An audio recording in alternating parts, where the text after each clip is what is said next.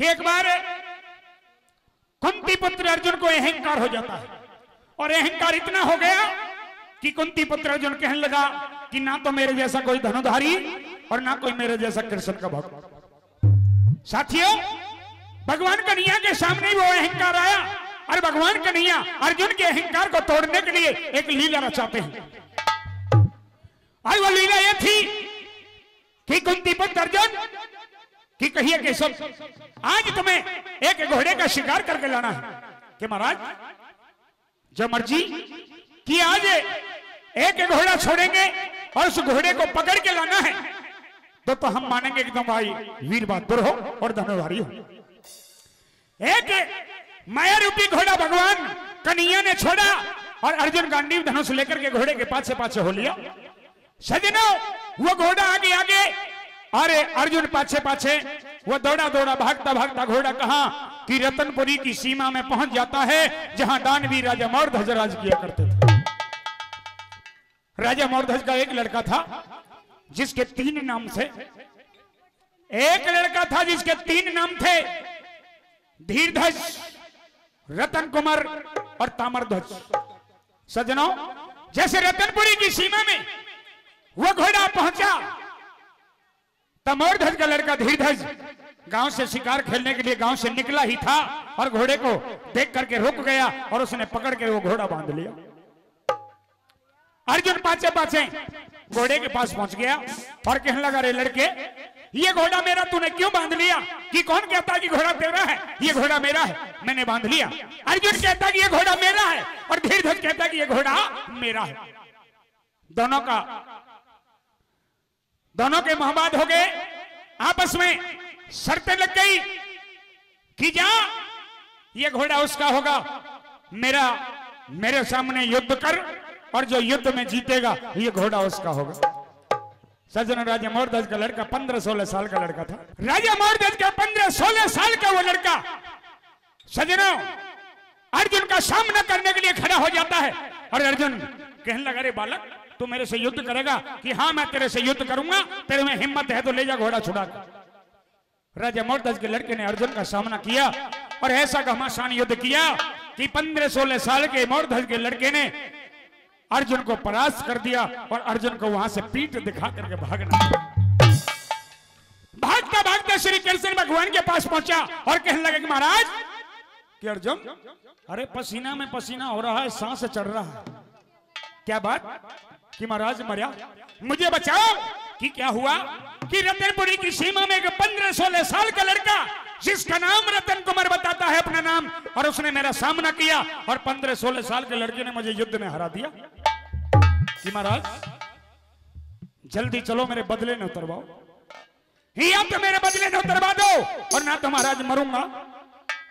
कहने लगे श्री कृष्ण भगवान ने, अर्जुन, अभी तो तू मेरे उस दानवीर उस भक्त के बेटे ने युद्ध क्षेत्र में हराया है, अभी तो तूने उसके लड़के को देखा, अगर मेरे भक्त को देख लेगा तो दुनिया में चकित रह जाएगा। कि महाराज मुझसे बड़ा योद्धा तो वो हो गया, लेकिन मुझसे बड़ा कोई भक्त भी है? कि हाँ, जिसके बेटे ने तुझे हराया है वो तुझसे भी बड़ा भक्त है। कि महाराज मेरा युद्ध क्षेत्र के मैदान में घमंड तो टूट गया, लेकिन मैंने भक्त और दिखा दो कि मेरे से भी बढ़ के तुम्हारा भक्त कौन है, कि जिसके बेटे ने हराया वही मेरा भक्त है। और चल, अगर तू नहीं माने तो तेरा भ्रम दूर कराऊंगा। कि चलो महाराज, कि साधु का भेष बनाना होगा और जो मैं कुछ करूं सिर्फ तुझे देखना है, बोलना कुछ नहीं। कि महाराज ठीक। श्री कृष्ण भगवान ने, अर्जुन ने साधु का भेष बना लिया और बियाबान से एक माया रूपी शेर को ले लिया और कहा कि श्री कृष्ण भगवान अर्जुन साधु के भेष में शेर को लेकर के राजा मौर्धज के दरबारों में पहुंच जाते हैं और दरबारों में अलख जगाई। पहरेदार पहरा दे रहे, कहे पहरेदार आए, कहो महाराज आओ। कि अपने महाराज से राजा मौर्धज से कहो दरवाजे पर साधु खड़े हैं और भूखे हैं, कुछ दान लेने के लिए आए। पहरेदारों ने जाकर के राजा से कहा कि महाराज दरवाजे पर 2 साधु एक शेर को लिए खड़े हैं, कुछ भिक्षा लेना चाहते हैं और वो कई रोज के भूखे भी बताए हैं अपने आप को। कि पहली बात तो भिक्षा तो जो मांगोगे भिक्षा तो जो वो मांगेंगे मैं दूंगा, लेकिन सबसे पहले वो भूखे हैं तो उनके भोजन का इंतजाम करो। प्रेमी साथियों बताते हैं कि शतरस भोजनों के इंतजाम कर दिए और साधुओं के सामने लाकर के परोस दिए। श्री कृष्ण भगवान ने गर्दन हिला करके कह दिया कि नहीं, हम ये भोजन नहीं करेंगे। अगर ये भोजन कराना चाहते हैं और हमें अपने दरबारों से कुछ दान देना चाहते हैं तो राजा मूढ़ध्वज को बुलाओ, हम उनके ही हाथ से दान लेंगे और उनके ही हाथ से खाना खाएंगे।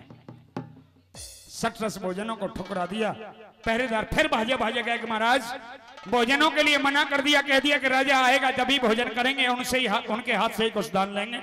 राजा नंगे पैर आया, साधुओं के चरण छुए और कहने लगे महाराज क्या चाहते हो, मैं क्या दे सकता हूं? कि सुना है कि तुम दानवीरों में तुम्हारा नाम प्रथम श्रेणी पर आता है। आज हम बड़ी उम्मीद लेकर के तुम्हारे दरबार में आए हैं और कुछ मांगने के लिए आए हैं। महाराज मांगो, जो मांगोगे वही तुम्हें मेरे दरबार से मिलेगा। कि अगर देना चाहते हो तो पहले 3 वचन भर लो। 1 वचन, 2 वचन, 3 वचन। 3 वचन राजा मूढ़ध्वज ने भर लिए कि महाराज मांगो, क्या मांगते हो? कि पीछे नहीं हट जाना, कि नहीं हटूंगा। कि देना चाहते हो दान, कि हाँ। ना हमें हीरे मोती धन दौलत राजपाट कुछ नहीं चाहिए, तो महाराज क्या चाहिए? आपका इकलौता पुत्र धीरध्वज हमें दान में चाहिए। कि महाराज दिया। महाराज मैंने सुना है कि तुम कई रोज के भूखे हो, भोजन कैसा पसंद करोगे? क्योंकि शतरस भोजन तो तुमने ठुकरा दिए, कैसा भोजन मैं आपको कराऊं? मैं भूखा नहीं जाने दूंगा अपने घर से। कि अगर भोजन खिलाना चाहते और भूखा नहीं जाना चाहते हो तो एक काम करो कि आपने अपने बेटा दान में दे दिया, कि हाँ दे दिया, अब तुम्हारा बेटे के ऊपर कोई हक नहीं है। कि नहीं, बाढ़ी के यहाँ जाना होगा और पैनी धार का आरा लाना होगा और राजा रानी को बेटे के ऊपर वो आरा चलाना होगा। कि महाराज ठीक। राजा रानी खड़े होंगे, आरे को चलाएंगे और बेटे की 2 भाग करके हमारे भूखे शेर को जमाएंगे। और आरा चलाते समय एक शर्त का ध्यान रखना कि क्या? कि राजा रानी की आंख से अगर आंसू आया तो ना तो हम भोजन करेंगे ना हमारा शेर भोजन करेगा। साथियों, इन सारी शर्तों को मंजूर कर राजा मूढ़ध्वज कहने लगा कि महाराज बैठो, 3 वचनों में बंधा हूं, लेकिन मेरे अकेले का काम नहीं है। मेरी विद्याधरणी महारानी है जो मेरे साथ इनमें मेरा सहयोग करेगी, साथ देगी। मैं एक बार विद्याधरणी महारानी को पूछ लूं। सजनों, दरबार में साथियों को बिठा करके राजा मूढ़ध्वज महलों में आता है और विद्याधरणी महारानी राजा के चेहरे को पढ़ लेती है। आइए राजा मूढ़ध्वज क्या कहते हैं एक रागिनी के द्वारा। रागिनी तो मेरे अकेले की है, और किस तरह से राजा महलों में जाकर के रानी से क्या कहते हैं, आइए सुनेंगे इस रागिनी के द्वारा।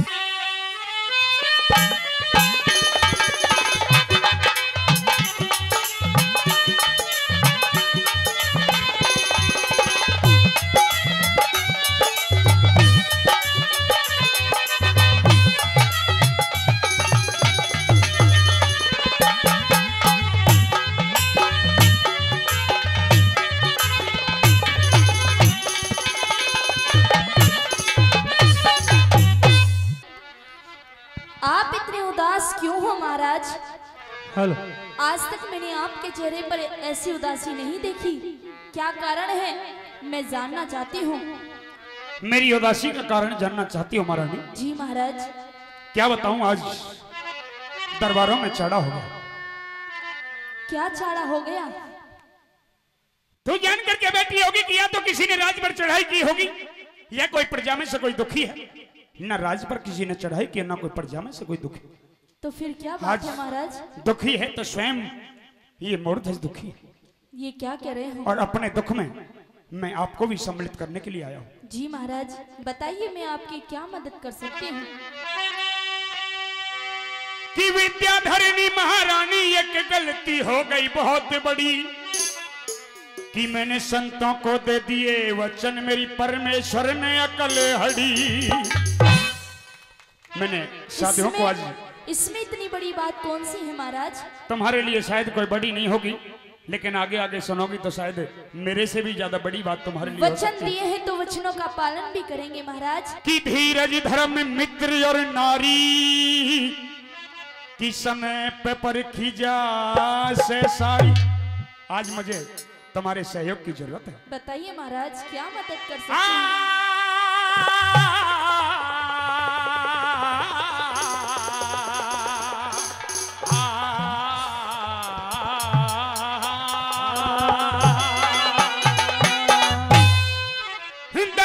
विद्या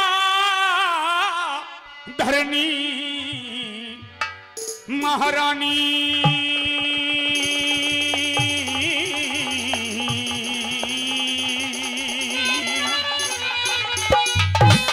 और तू तो विपत भूप की बाट लिए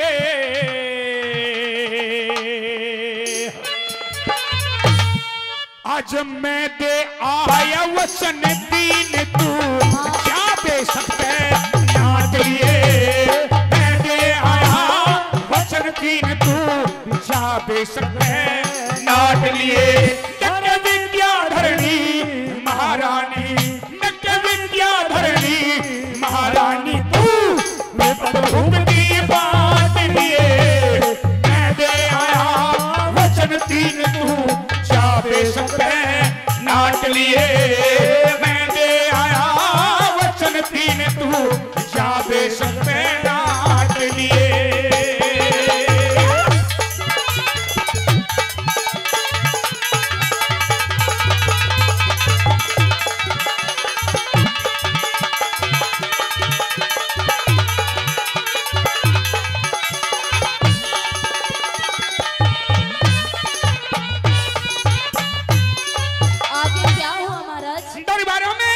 मैं साधुओं से वचन भर करके आया हूं।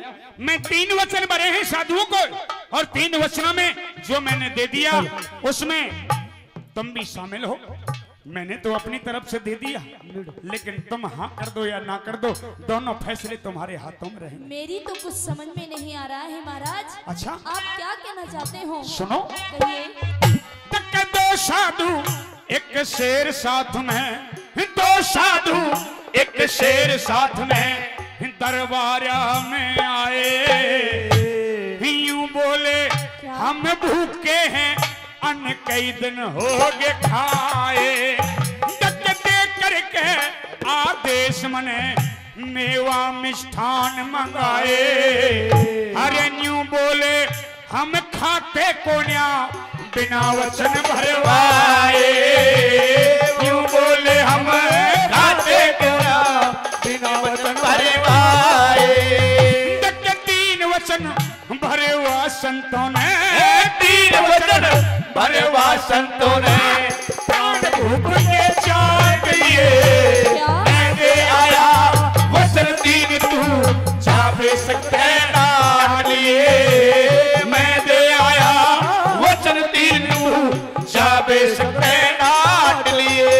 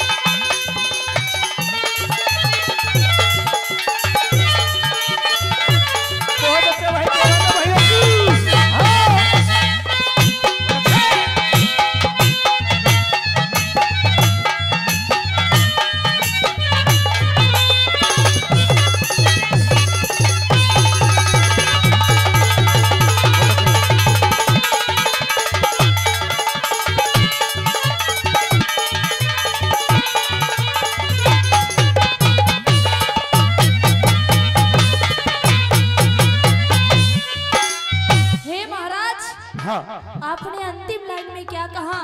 मैंने कुछ गौर से नहीं सुना। कि 3 वचन भरवा संतों ने प्राण भूख के चाट लिए। मेरे सच पूछे तो संतों ने 3 वचनों में मेरे प्राणों को ले लिया है। लेकिन महाराज आखिर बात क्या है? आज दरबार में वो भूखे साधु बैठे हैं, एक माया रूपी शेर को लिए बैठे हैं। उन्होंने दान मांगा, मैंने 3 वचन भर करके उन्होंने हीरे मोती जवाहरात राजपाट दान कुछ नहीं मांगा। उन्होंने दान मांगा तो मेरे इकलौते पुत्र धीरध्वज का दान मांगा। नहीं महाराज, और मैंने 3 वचनों में बंद करके अपना पुत्र धीरध्वज उन्हें दान में दे दिया है। आप ऐसा नहीं कर सकते महाराज, मुझे आपसे ये उम्मीद नहीं थी। अरे कम से कम अपने बारे में नहीं, मेरे बारे में तो सोचते। मैंने अपने बारे में भी सोचा, तुम्हारे बारे में भी सोचा, और आज उन साधुओं को भोजन भी खिलाना है। नहीं जाइए महाराज, मुझे नहीं लगता कि वो कोई साधु संत हैं। अरे वो कोई पाखंडी होंगे। जाइए और दरबार से उनको धक्के देकर नहीं महारानी, ऐसा नहीं कर सकता राजा मोरध्वज। सुनो, आज ये दान देना है, हमारे दान की परीक्षा है। सुनो मेरी बात। कहिए महाराज।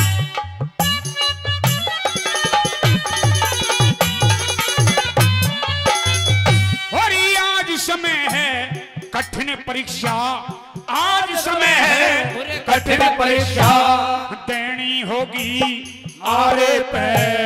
किसी तरह की आँच न आवे रानी धर्म हमारे पे, किसी तरह की आँच न आवे रानी धर्म हमारे पे।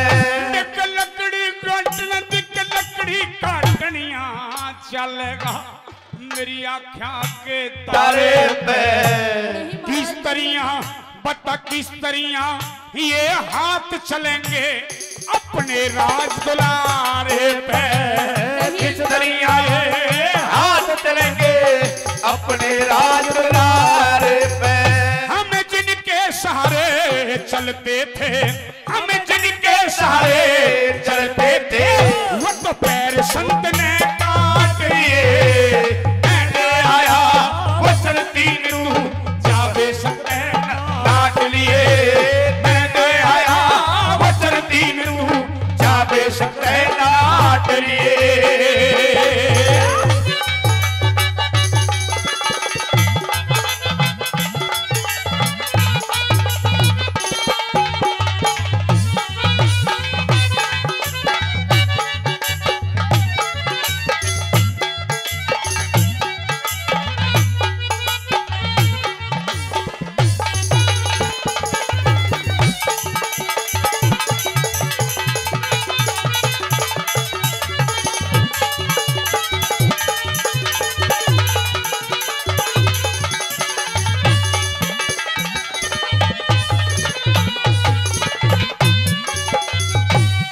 साधुओं के 3 ये वचन हैं, 3 वचन में धीरध्वज ने दान में दे दिया। और उन्होंने एक शर्त लगाई है, उन्होंने भोजन में दान में भी हमारे इकलौते पुत्र धीरध्वज को मांगा, और भोजन में उन्होंने हमारे इकलौते पुत्र धीरध्वज का मांस मांगा। नहीं महाराज, आप इतने पत्थर दिल बन सकते हो, लेकिन मैं नहीं बन सकती। जाइए, मैं आपको कहती हूँ, जाइए महाराज, और उन संतों को दरबार से धक्के मार कर बाहर निकाल दीजिए। अरे एक ही तो बेटा है हमारा, और उसको भी आप दान में दे दोगे तो ये वंश वेल किसके सहारे चलेगी महाराज? मैं संतों को धक्के दूं, ये संतों के 3 वचन निभाऊं, चाहे मैं वचनों को निभाऊं और चाहे मैं वचनहार हो जाऊं। मुझे एक फैसला करके दे दो।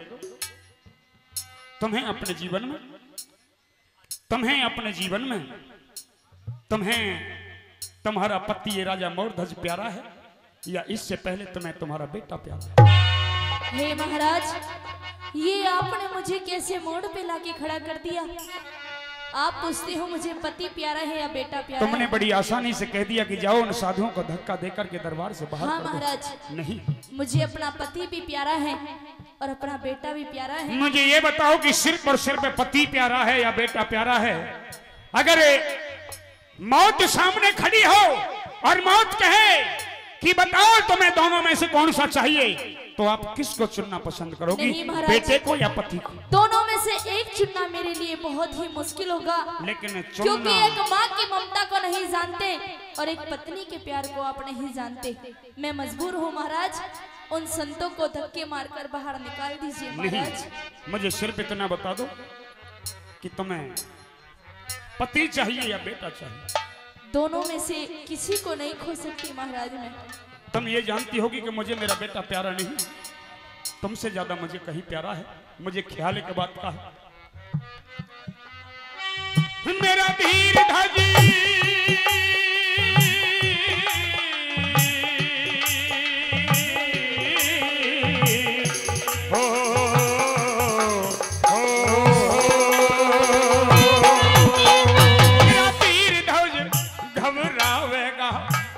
झटका लगे हार्ड के रहे।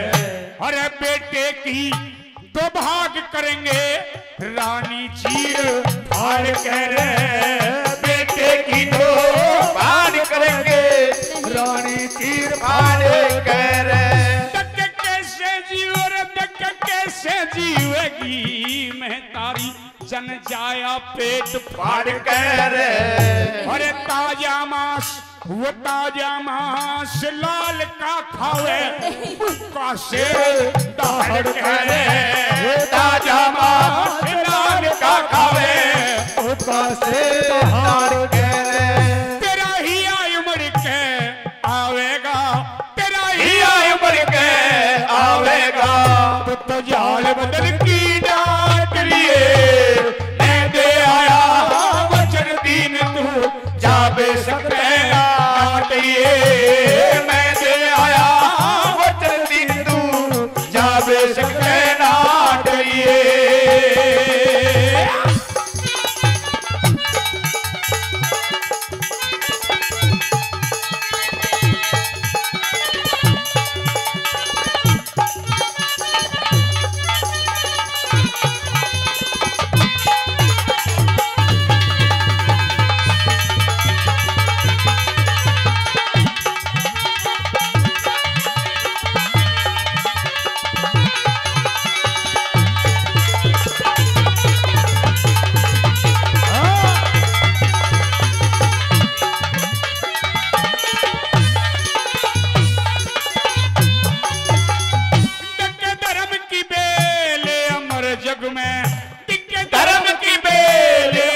जग में न पैर पाप का जमता है, तन मन की आहुति पे ये धर्म रूप धन कमता है। तन मन की आहुति पे ये धर्म रूप धन कमता है। हर एक की ओर बच्चों का पालन और लाल की ममता है। समझदार भी चक्र राजा पर दिल पापी न थमाता है। समझदार भी चक्र राजा दिल पापी न थमाता है। देख फराजी तेरा हरे राम बैसले तू छंद अनोखे छाट लिए मैं दे आया वचन दीन तू जाबे सके